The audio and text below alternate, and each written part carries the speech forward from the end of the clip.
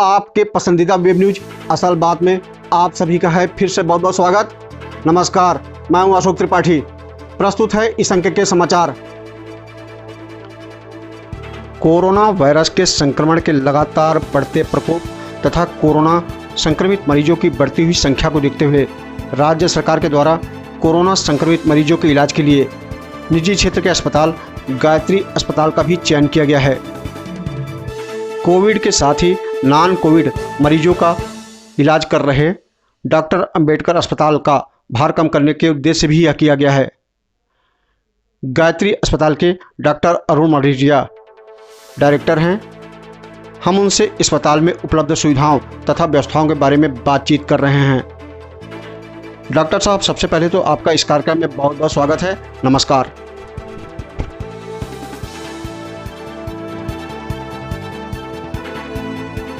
नमस्कार डॉक्टर साहब, corona virus का प्रकरण लगातार बढ़ता जा रहा है। इसका संक्रमण इस तरह से बढ़ा हुआ है कि रायपुर शहर की हर 200 मीटर में एक गली संक्रमित नजर आ रही है और उसे कंटोनमेंट जोन बनाया गया है।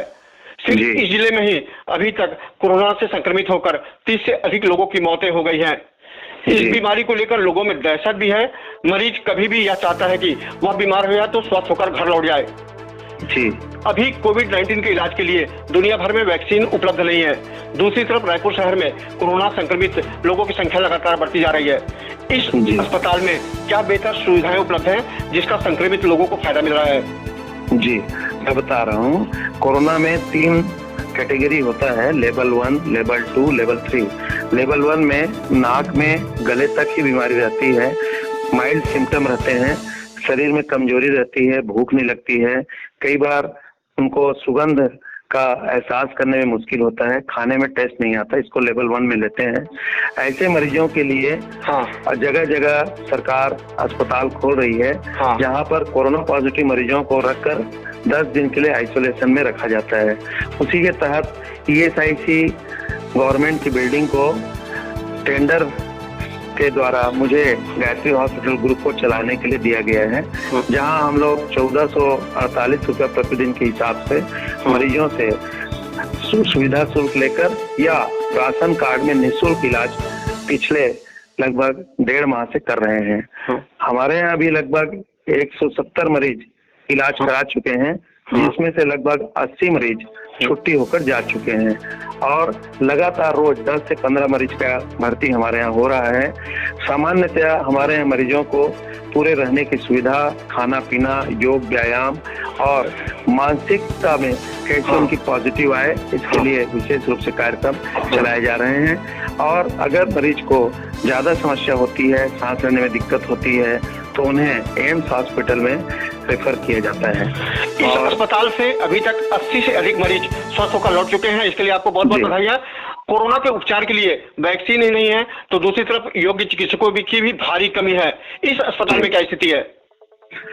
इस अस्पताल में हम लोगों ने स्पेशलिस्ट डॉक्टर, हमारे यहाँ मुख्यतः मरीज नाक कान गला की समस्या लेकर आते हैं लेवल 1 में, इसलिए हमने ENT स्पेशलिस्ट अपने साथ में अपने ग्रुप में रखा है, जो उसी कैंपस में 24 घंटा रहती हैं और वार्ड में जाकर 8 घंटा अंदर जाकर ड्यूटी करती हैं। यह पहला हॉस्पिटल है जहाँ मरीज के पास कोई डॉक्टर जाकर व्यक्तिगत रूप से जाकर मरीजों को चेक करके दवाइयाँ देते हैं। दूसरे अस्पतालों में वीडियो के माध्यम से लोग इलाज करते हैं। दूसरा, यहाँ की खासियत यह है कि पूरी टीम, पैरामेडिकल स्टाफ, सभी लोग पूरी PPE किट पहनकर हर मरीजों का रेगुलर दिन में 4 बार चेकअप करते हैं। पल्स है, BP है, ऑक्सीजन सेचुरेशन है और टेम्परेचर है, इसकी मॉनिटरिंग करते हैं।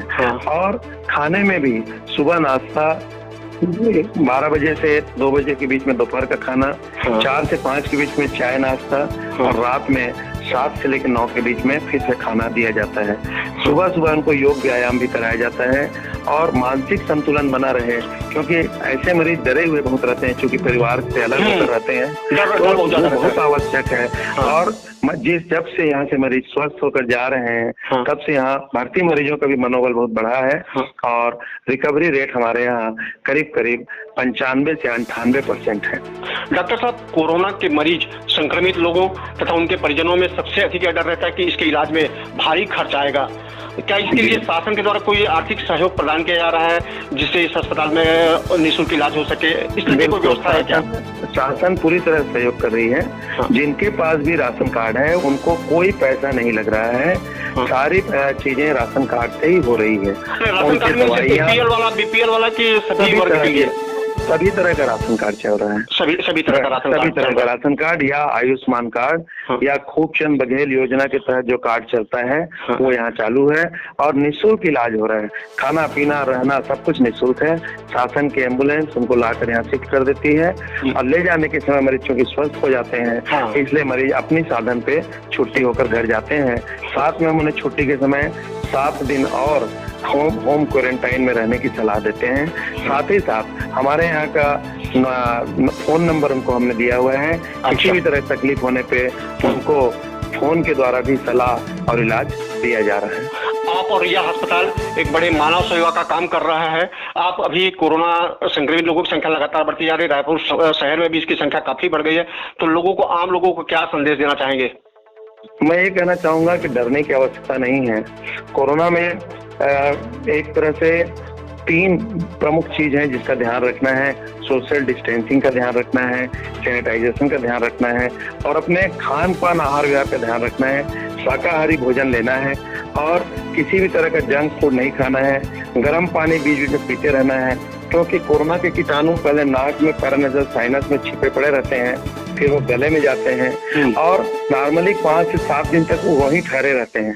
इस बीच में अगर उस कीटाणु को आप आगे पेट में ले जाते हैं तो वो कीटाणु मल के द्वारा निकल जाता है और किसी तरह का नुकसान नहीं करता। अगर वो कीटाणु सांस की नली में जाता है, जिसको हम ट्रेकिया या ट्रेक्यूल बोलते हैं, लंग बोलते हैं, तो वो नुकसान करता है। बहुत महत्वपूर्ण जानकारी दे रहे हैं आप डॉक्टर साहब, बहुत महत्वपूर्ण जानकारी है।